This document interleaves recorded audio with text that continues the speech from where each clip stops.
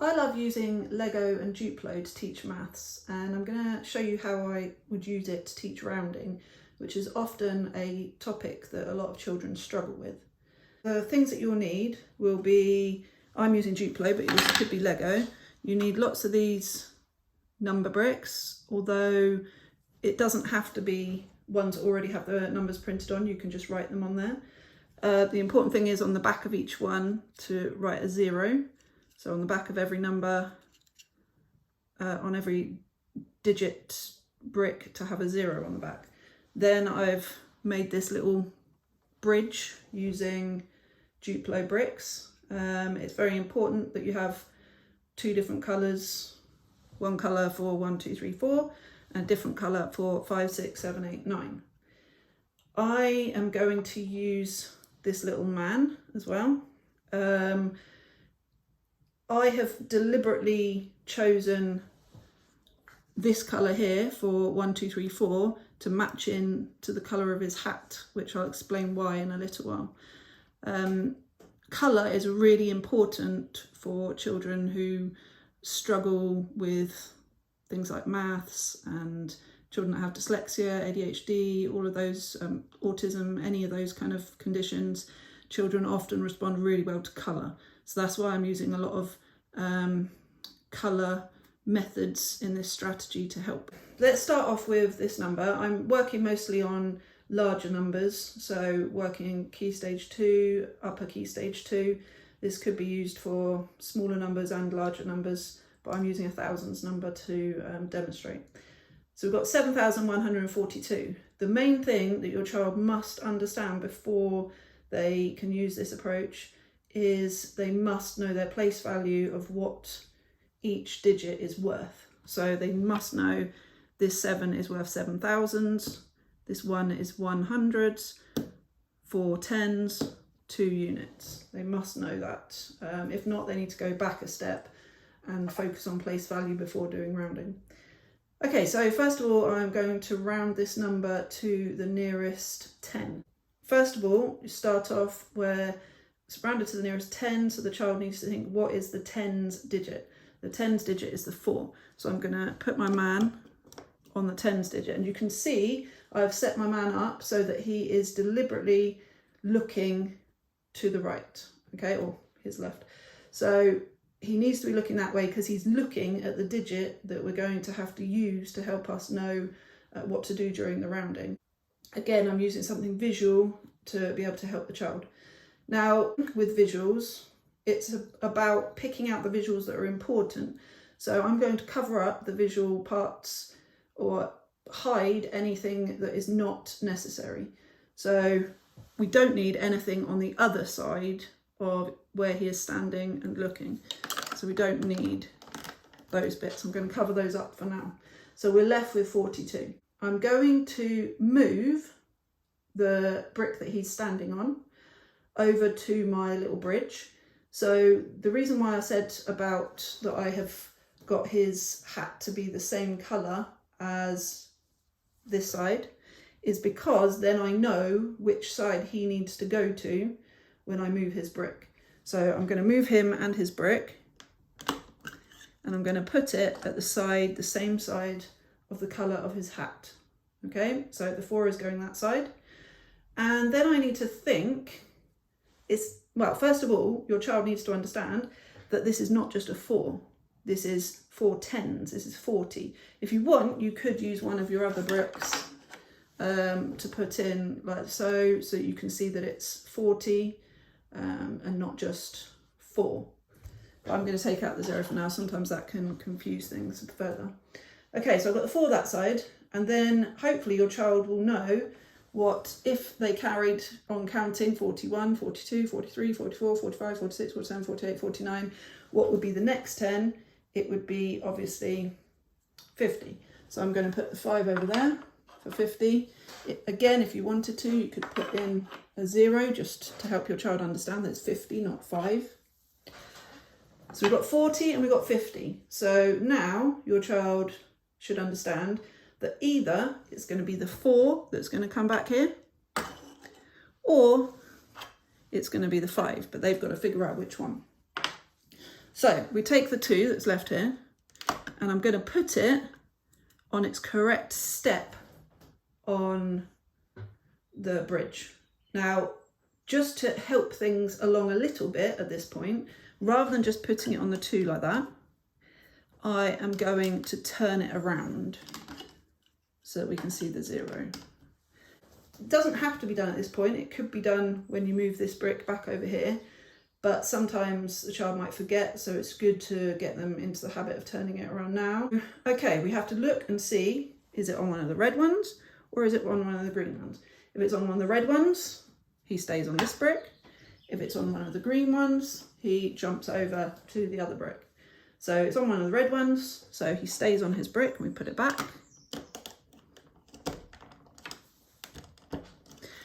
And then the one that's on the bridge needs to come back as well. And that's why I said it's important to leave it on the 0, because if they just bring it back, leave it on the 2, as long as they remember that the next stage is that they need to turn it around, that's fine. But I like to do it when it's on the bridge still, because there's less chance of it being forgotten. So they have to remember that it has to be changed round to the other side back to a 0.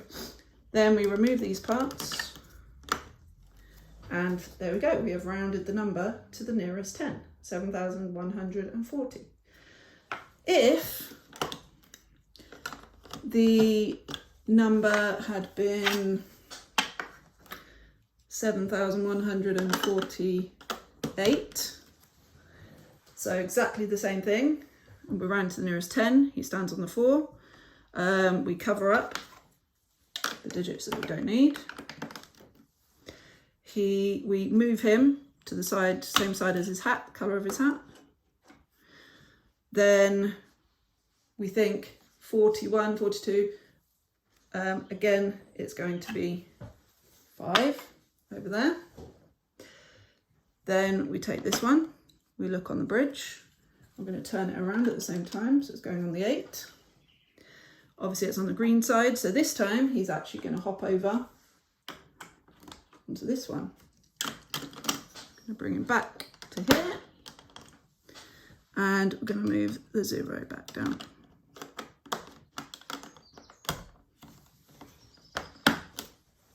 This time, take away these 2, we've got 7,150. Okay, we're now going to look at how to round to the nearest 100, which is a little bit more tricky using this technique, but it's still possible. And this could also be used for finding the nearest 1,000, 10,000 and so on. First of all, actually, I'm going to turn this around so it's back to the original number. It's important that your child understands place value again, and that they know what each digit represents. So I'm going to put my man on the 1 because I'm rounding to the nearest 100, and the 1 is the hundreds digit. And he's still looking at the digit that is important, that's going to help him. Now I'm going to cover up any digits that he's not facing. So this is where it's slightly different to before, because we don't want to cover up the 8. If I cover up the 8, it gives us 15, which is going to confuse your child. So instead of covering up the 8, your child needs to remember that it's only the digit that he's directly looking at, the one directly next to him, that is the important one. The other digit at the end, that one we can turn around, or if there was more than one digit, turn around any that aren't directly next to him to be a 0. That helps him to see that this is 150, it is not 15. And then the same thing applies as before. So this time I'm going to put him over here, same side as the colour of his hat. This is slightly more tricky because this time it's 100, and it's about them realising, you could draw in the zeros, realising that this is 110, 120, 130, 140, 150, 160, 170, 180, 190, all the way up to 200. So put the 2 there. You could put zeros in, but that may confuse things even more. So as long as they realise that whatever digit is here, the next digit, if we were just counting 1, 2, 3, 4, would go that side, but they do need to understand the maths behind it, that that's representing 100 and 200. But then, same as before, I'm going to take the other number that's here, 5. I'm going to put it up on the 5, but I'm going to turn it around to have a 0. Now I have a look at where it is. It's on the green, on a green block. So that means that our little man has got to jump over here. He comes back where he was. And our brick that's on the bridge comes down as well. We are left now with 200. And if we uncover the one that was hidden, we've got 7,200. The last thing that I want to show is if we had a 9 here, and if we had, say, a 6, let me do, yeah, we'll do a 6 then. Okay,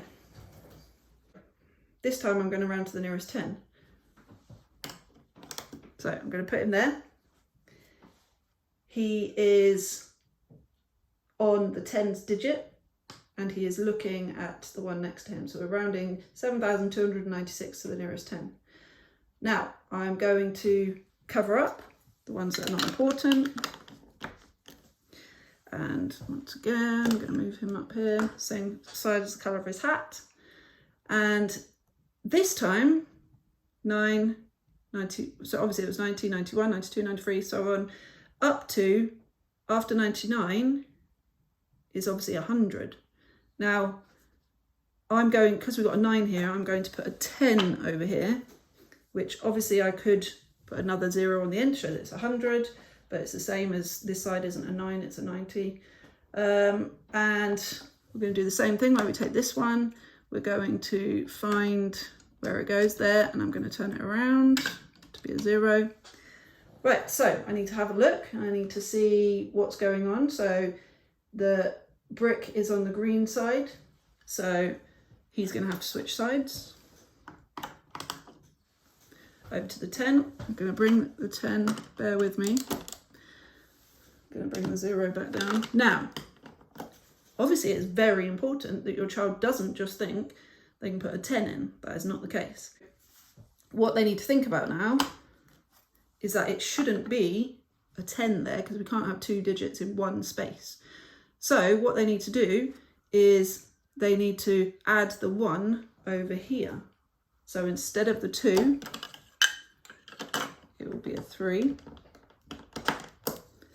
And then his digit will just change to the classic 0.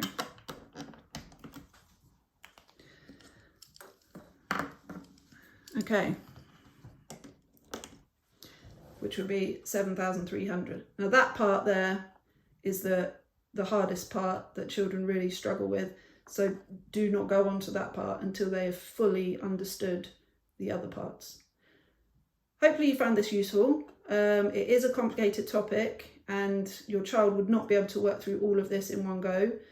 But if you do one little bit at a time, let them play with it, do lots of different examples, and make sure they understand the place value behind everything and understanding exactly what they're doing and being able to manipulate all the different parts and playing with it, then they should get a really good, solid understanding of rounding. Let me know how you get on with it.